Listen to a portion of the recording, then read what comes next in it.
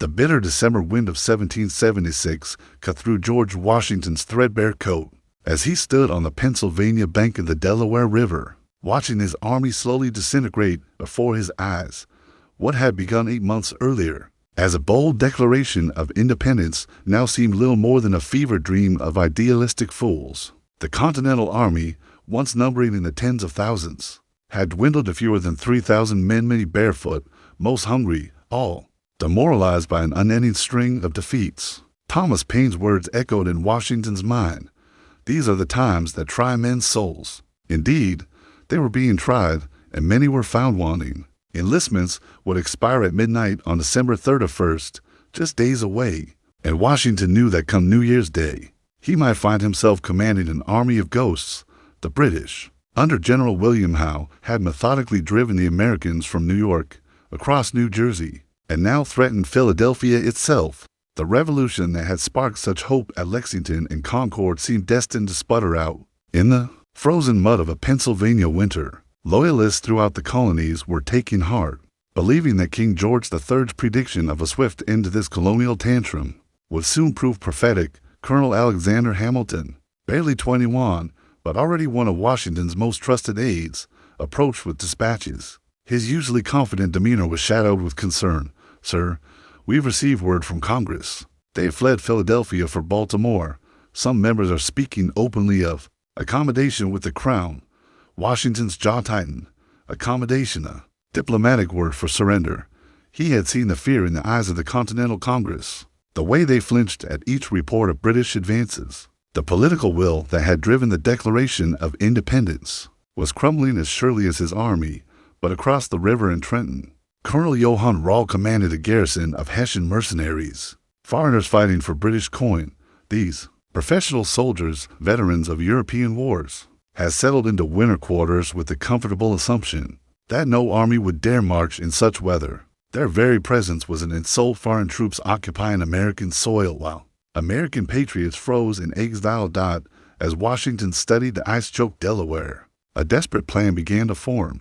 The element of surprise, that most precious of military assets, might yet be his. The Hessians would be celebrating Christmas, their guard lowered by wine and the false security of winter quarters. A single, audacious stroke might achieve what months of conventional warfare had failed to accomplish.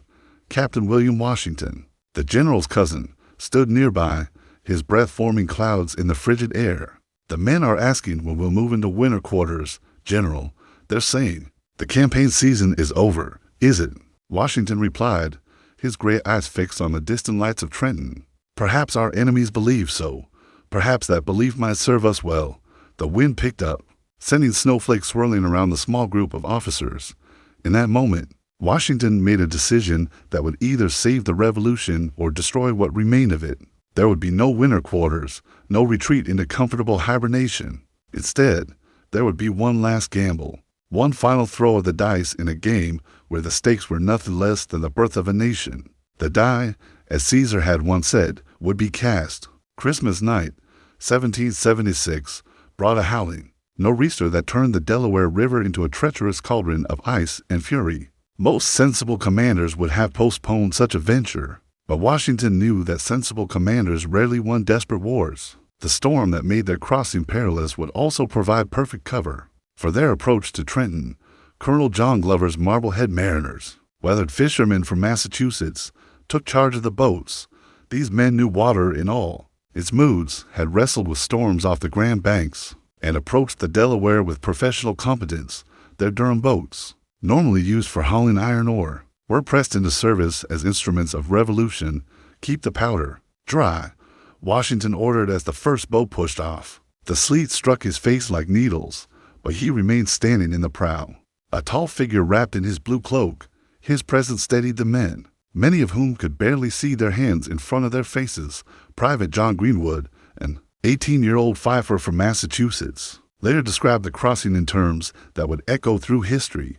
The young soldier watched as horses were coaxed aboard the bucking boats, their eyes rolling white with terror. Artillery pieces had to be manhandled across the ice-slick planks, each cannon while threatening to plunge through into the black water below. The password for the night was victory or death, words that seemed increasingly prophetic as boat after boat struggled against the current. Some vessels were swept downstream, their occupants fighting desperately to regain position. Others became trapped in ice floes, requiring poles and oars to break free. Through it all, the Marbleheaders worked with grim efficiency, their sea-trained hands managing rope and rudder in conditions that would have broken lesser men. By 4 a.m, nearly 2,400 soldiers stood on the New Jersey shore, stamping their feet and blowing on their hands. But the weather had cost them precious time. What was supposed to be a dawn attack would now take place in broad daylight, sacrificing the cover of darkness that Washington had counted upon. Major James Wilkinson rode up with disturbing news. "General, we've lost contact with Colonel Cadwallader's force. The ice prevented their crossing. We'll be attacking without the southern diversion." Washington absorbed this blow without visible reaction, though inwardly he felt the familiar weight of command decisions. His plan had called for 3 separate crossings, creating multiple threats that would confuse the enemy. Now he would attack with only his own force, against an enemy who might be fully alert and ready. And Ewing's men, he asked, also unable to cross, "Sir, the river was impassable at their point, so it would be 2,400 Americans against 1,500 Hessians, with no diversions to split the enemy's attention." The odds were still in their favor, but marginally so, and Washington knew that in war, margins had a way of disappearing at the worst possible moments. As they began their 9-mile march to Trenton, the storm continued its assault. Men slipped on ice-covered roads, and more than one soldier left bloody footprints in the snow. Captain Alexander Hamilton rode alongside the artillery, ensuring that the cannons kept pace despite the treacherous conditions. The young West Indian immigrant had already proven himself invaluable to Washington. Combining fierce intelligence with unflinching courage, the road to Trenton stretched ahead, white and forbidding. Behind them, the Delaware had become uncrossable, cutting off any hope of retreat. They were committed now, for better or worse, to a battle that would either breathe new life into their dying cause or provide its final chapter. As dawn broke gray and cold over New Jersey, Washington's army moved like ghosts through the storm, carrying with them the last desperate hopes of American independence. Inside the stone barracks of Trenton, Colonel Johann Gottlob Rall dismissed his adjutant's concerns with an impatient wave of his hand. The professional soldier, veteran of campaigns across Europe, had little patience for what he considered American hysteria about winter attacks. "These Americans," he declared in his thick German accent, "they cannot even fight in good weather. You think they fight in this storm?" The Christmas celebration had indeed been festive. Rall and his officers had enjoyed a sumptuous dinner, complete with wine confiscated from local merchants. The enlisted men had received extra rations of rum, and the traditional German Christmas songs had echoed through the barracks until well past midnight. According to historical accounts from the Trenton Historical Society, Rall had been playing cards and drinking heavily when reports of suspicious American activity began filtering in. The Hessian regiment was composed of professional soldiers from the German state of Hesse-Kassel, rented to King George III for the princely sum of 30 pounds per man. These were not conscripts or militia, but seasoned veterans who had learned their trade in the bloody fields of European wars. They fought with mechanical precision, following orders without question, and they had little respect for the American rebels who seemed to melt away when never faced with disciplined troops. Captain Friedrich von Dechow commanded the outposts, and he had grown increasingly concerned about reports from local loyalists. Farmers were speaking of unusual activity across the Delaware, of boats moving in the darkness, of whispered conversations in taverns. But when he brought these concerns to Rall, the colonel dismissed them with characteristic arrogance. "Von Dechow, you worry like an old woman," Rall had said, refilling his wine glass. "The Americans are beaten. They skulk across the river like whipped dogs. No army attacks in such weather." The Hessian soldiers themselves were comfortable enough in their winter quarters. They had requisitioned the finest houses in Trenton for their officers, while the enlisted men occupied sturdy barracks that kept out the worst of the December cold. Their equipment was well maintained, their supplies adequate, and their morale high. They viewed their American assignment as something of a holiday after the brutal campaigns of the 7 Years' War. Yet beneath this confidence lay a subtle problem that would prove fatal. The Hessians, for all their professional competence, were foreigners fighting in a foreign land. They spoke no English, understood nothing of American geography, and relied entirely on their officers for intelligence about enemy movements. More critically, they had developed a dangerous contempt for their opponents, viewing the Continental Army as little more than armed rabble. Lieutenant Andreas Wiederhold commanded the northern picket post, the advance guard that should have provided early warning of any attack. He had stationed his men according to regulation, but the bitter cold and howling wind made effective observation nearly impossible. His soldiers huddled in whatever shelter they could find, pulling their cloaks tight and counting the hours until relief as dawn approached on December 26th. Wiederhold's men reported strange sounds from the direction of Bear Tavern Road. The lieutenant strained his ears, but could make out nothing definitive over the wind. Was it the creaking of tree branches or the sound of marching feet? The blowing snow made visibility almost zero, and he found himself second-guessing every shadow, every sound inside Trenton proper. Colonel Rahl was finally rousing himself from his wine-soaked sleep. His head pounded, and the reports from his subordinates seemed to blur together in an incomprehensible mass of American this and rebel that. Perhaps he should have paid more attention to Captain von Decho's warnings, but it was too late for such considerations now. The trap was closing, though the Hessians remained blissfully unaware. Their Christmas celebration was about to become their funeral wake, and the professional soldiers who had dominated European battlefields were about to learn that American desperation could be more dangerous than European discipline. The storm that had tormented Washington's crossing now became their ally, masking the approach of an army that should not have existed. Lieutenant Andreas Wiederhold was the first Hessian to realize that something was terribly wrong. Through the swirling snow, he caught sight of dark figures moving with purpose along the Bear Tavern Road. These were not stragglers or farmers. They moved with military precision, and there were far too many of them to ignore. Hurrahs! Hurrahs! He shouted to his men, using the traditional German warning cry. His soldiers tumbled from their makeshift shelters, struggling to load their muskets with numb fingers. But before they could form a proper line, the advancing Americans were upon them. Captain William Washington and Lieutenant James Monroe, future President of the United States, led the charge of the advance guard. Their horses thundered through the Hessian picket post, sabers flashing in the gray morning light.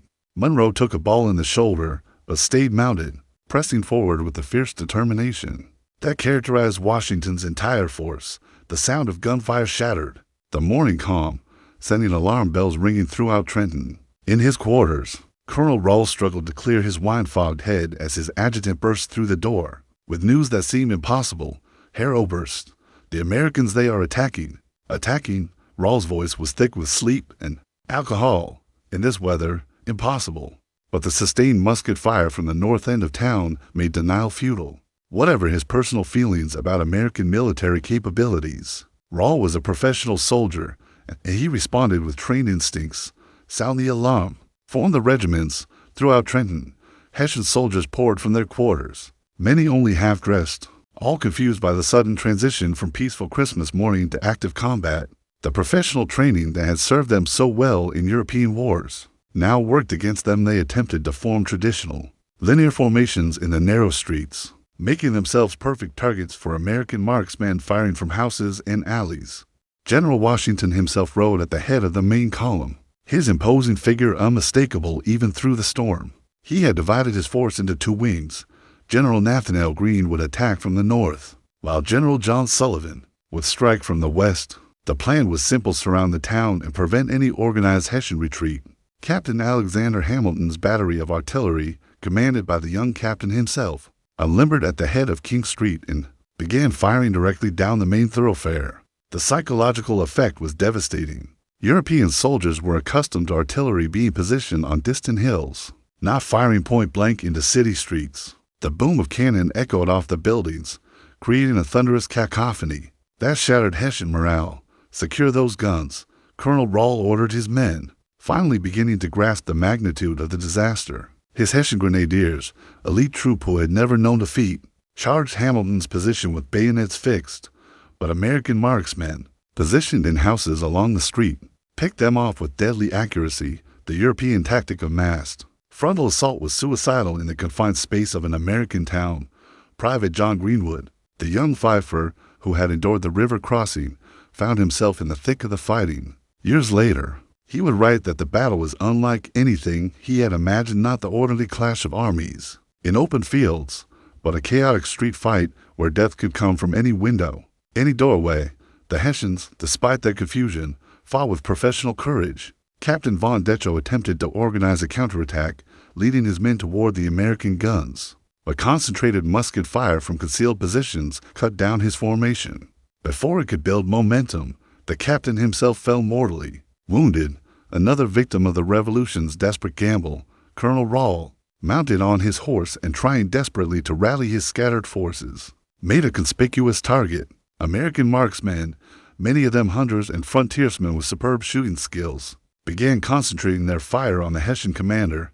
A musket ball struck his side, sending him reeling in the saddle, but he remained upright, still shouting orders to his increasingly demoralized men. The battle that had begun at dawn was quickly turning into a rout. The Hessians, caught completely off guard and unable to form effective resistance in the narrow streets, began to retreat toward the Assunpink Creek, but General Sullivan's wing had already moved to block that escape route, completing the trap that Washington had planned out in less than an hour. The professional soldiers who had dismissed American military capability were learning the hard lesson that desperation could overcome discipline, and that fighting for one's homeland provided advantages that no amount of European training could match. As the morning progressed, the systematic destruction of the Hessian force became apparent to both sides. Colonel Rahl, bleeding heavily from his wound, made one final attempt to organize his men for a breakthrough. "Forwards! Forwards!" he shouted, urging his soldiers forward toward the American lines. But his voice was growing weaker, and his men could see that their commander was dying. The Hessian artillery, which might have turned the tide, had been captured in the first minutes of the battle. Captain Hamilton's aggressive positioning of his guns had not only dominated the streets, but had also prevented the enemy from bringing their own cannons into action. Now those same Hessian guns were being turned against their former owners, adding to the psychological devastation of a force that had considered itself invincible. General Washington rode through the streets of Trenton like an avenging angel, his presence seeming to be everywhere at once. Private Greenwood later recalled the sight of their commander, tall in the saddle, his blue cloak streaming behind him as he directed the battle with calm precision. Here was leadership that inspired men to fight beyond their limits, to endure cold and hunger and the terror of combat because they believed in both their cause and their commander.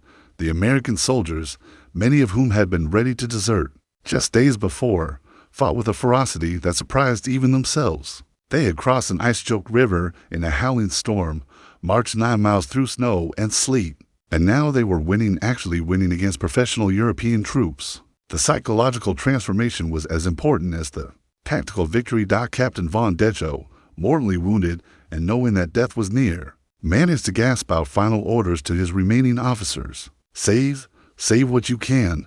The town is lost." His words carried the weight of military reality. Trenton had fallen, and the Hessian garrison was finished as an effective fighting force. The end came with surprising swiftness.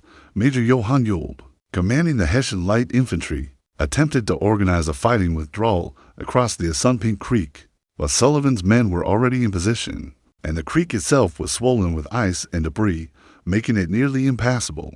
Faced with annihilation or surrender, the professional soldiers chose survival. Colonel Rahl, helped from his horse by his aide-de-camp, was carried to a nearby house where he would die of his wounds. Within hours, as he lay bleeding, he managed to dictate a final message to his wife in Germany. Acknowledging that he had underestimated his enemy, the Americans, he whispered, "They fight like devils when cornered." The surrender was anticlimactic. After the fury of the battle, Major Friedrich Wilhelm von Lossberg, now the senior surviving officer, approached General Washington under a flag of truce. The Hessian major was a veteran of many European wars, but he had never experienced anything like this American storm of violence and determination. "General Washington," von Lossberg said in heavily accented English, "I surrender my sword and what remains of the garrison." Washington accepted the surrender with characteristic dignity, but inwardly he was calculating the strategic implications of his victory. Nearly 1,000 Hessian soldiers had been killed, wounded, or captured, while American casualties numbered fewer than 10. More importantly, the Continental Army had captured a vast store of military supplies, muskets, ammunition, artillery pieces, and equipment that they desperately needed. But perhaps most crucial was the psychological impact. News of the victory would spread throughout the colonies, proving that the Continental Army could defeat European professionals under the right circumstances. Loyalists, who had been proclaiming the revolution's imminent collapse, would now have to reconsider their positions, as the captured Hessians were formed into columns for the march to prison camps. Washington faced a new problem: what to do next. His army was exhausted, his supply lines were non-existent, and British reinforcements were undoubtedly on the way. The victory at Trenton had given the revolution new life, but that life would be short unless it could be sustained by further success. The general gazed across the Delaware toward Pennsylvania, knowing that his greatest test still lay ahead. Trenton had been won, but Princeton beckoned, and with it the chance to transform a single victory into a campaign that might actually save the revolution.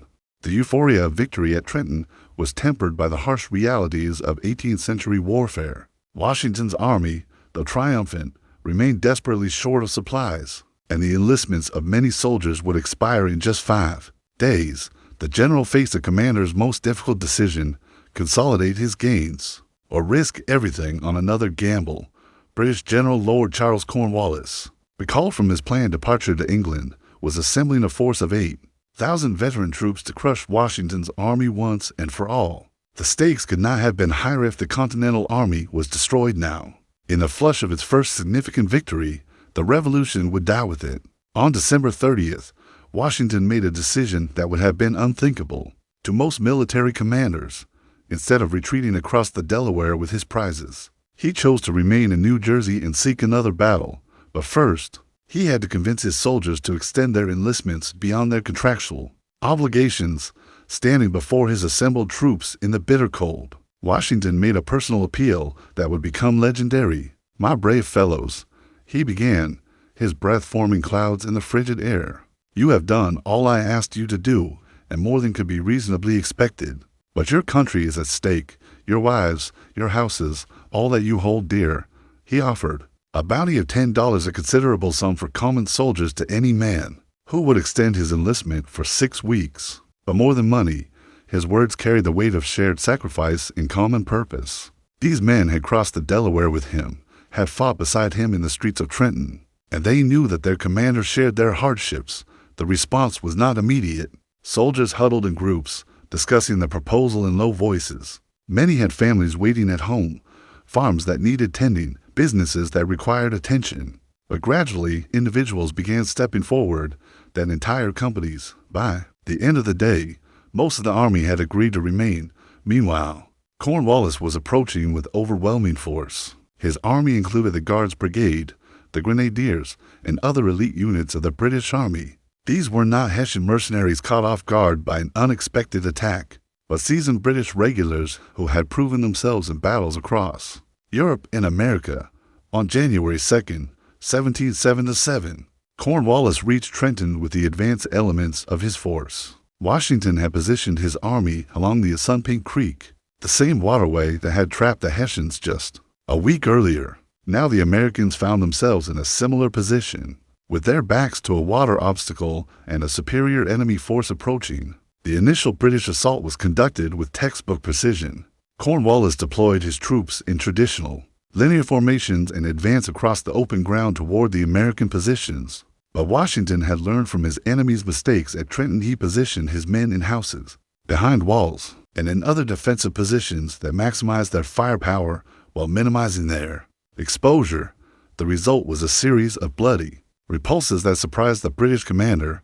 American artillery, much of it captured from the Hessians, dominated the approaches to the creek. British soldiers fell in neat rows as they advanced across the killing ground, their discipline preventing them from seeking cover, but also making them perfect targets. As darkness fell, Cornwallis halted his attacks, confident that morning would bring victory. "We'll bag the old fox tomorrow," he reportedly told his officers, referring to Washington with grudging respect. The British general had every reason for confidence. His army outnumbered the Americans nearly 3-1, and Washington appeared to be trapped with no avenue of retreat. But the old fox had one more trick in his repertoire. As his officers gathered for a council of war, Washington outlined a plan so audacious that it bordered on madness. Instead of attempting to retreat across the creek, he would leave his campfires burning, muffle his artillery wheels with rags, and march his entire army round Cornwallis's flank to attack Princeton. The plan required perfect timing, absolute silence, and considerable luck. If discovered during the night march, The Continental Army would be caught in column formation and destroyed piecemeal. But if successful, Washington would strike at Princeton's lightly defended garrison while Cornwallis remained fixed, in position, at Trenton, expecting a morning battle that would never come. As the American Army began its nocturnal movement, soldiers wrapped their equipment to prevent noise, and officers moved up and down the column enforcing silence. Behind them, the campfires continued to burn, tended by a small rear guard that would slip away just before dawn. The Revolution's fate now depended on a night march through frozen New Jersey roads, another desperate gamble by a commander who had already staked everything on the belief that audacity could overcome overwhelming odds.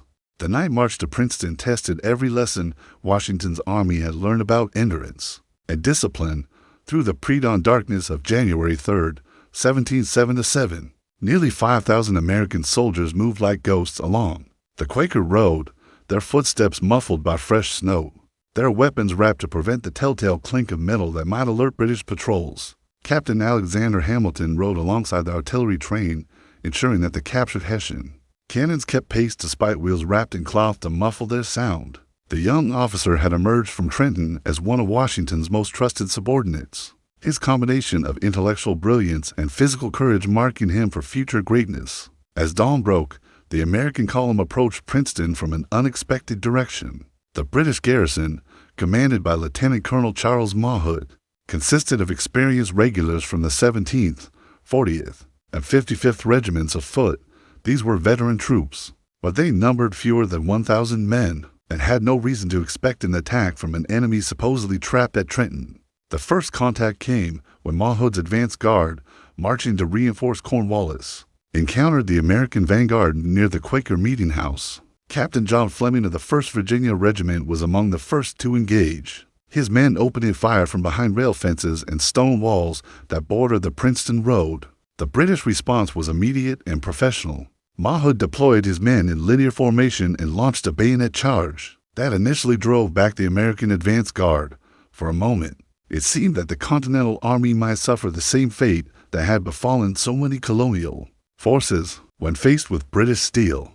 But this was not the same army that had fled across New Jersey 2 months earlier. These soldiers had crossed the Delaware, had tasted victory at Trenton, and had endured a night march that would have broken lesser men. When British bayonets threatened to break their line, they did not panic, but instead conducted a fighting withdrawal, trading space for time until their main force could deploy.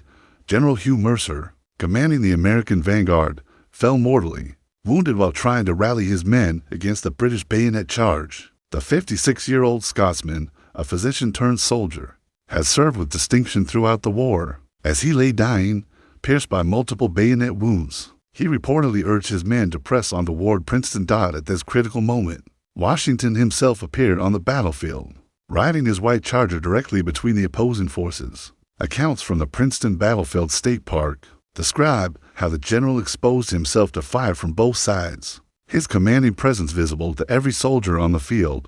"Parade with us, my brave fellows," he shouted to the wavering American line. "There's but a handful of the enemy, and we will have them directly." The sight of their commander risking his life at the point of contact had an electric effect on the Continental soldiers. They reformed their ranks and advanced with renewed determination, their muskets delivering devastating volleys into the British formations. Captain Hamilton's artillery, positioned on high ground overlooking the battlefield, added its voice to the American assault. The British, caught between superior numbers and caught away from their prepared positions, began a fighting retreat toward Princeton itself, but the town offered little sanctuary. American forces had already moved to surround the college buildings, where many British soldiers had taken refuge, effectively trapping the garrison. The battle's climax came when American forces stormed Nassau Hall, the main building of the College of New Jersey, now Princeton University. Captain Hamilton's cannons fired directly into the building, while infantry prepared to assault the entrances. Faced with certain destruction, the British garrison finally surrendered. Lieutenant Colonel Mawhood managed to escape with a portion of his force, but the majority of the British garrison was killed, wounded, or captured. More importantly, Washington had achieved something that seemed impossible just weeks earlier. He had defeated separate enemy forces in the span of 10 days, proving that the Continental Army could not only survive, but actually win battles against professional European troops. As news of Princeton spread throughout the colonies, the psychological impact was enormous. Loyalists, who had been preparing to welcome British authority, found themselves reconsidering their positions. Patriots, who had despaired after the defeats in New York, now spoke confidently of ultimate victory. The revolution that had seemed destined for failure had been reborn in the frozen fields of New Jersey. Washington's army, exhausted but triumphant, withdrew to winter quarters in Morristown, where they would rest, refit, and prepare for the campaigns to come. Behind them lay the twin victories of Trenton and Princeton, battles that had transformed a demoralized mob into a continental army and given birth to a nation that would endure for centuries. The winter of 1776 had indeed tried men's souls, but it had also forged them into something stronger than anyone had imagined possible. The American Revolution would continue for 6 more years, but it would never again come as close to extinction as it had in those dark December days, when George Washington decided to cross the Delaware and stake everything on one last desperate gamble. In the end, Princeton had done more than revive a dying revolution. It had proven that liberty, when defended by men willing to sacrifice everything for its preservation, could indeed triumph over the most powerful empire on earth.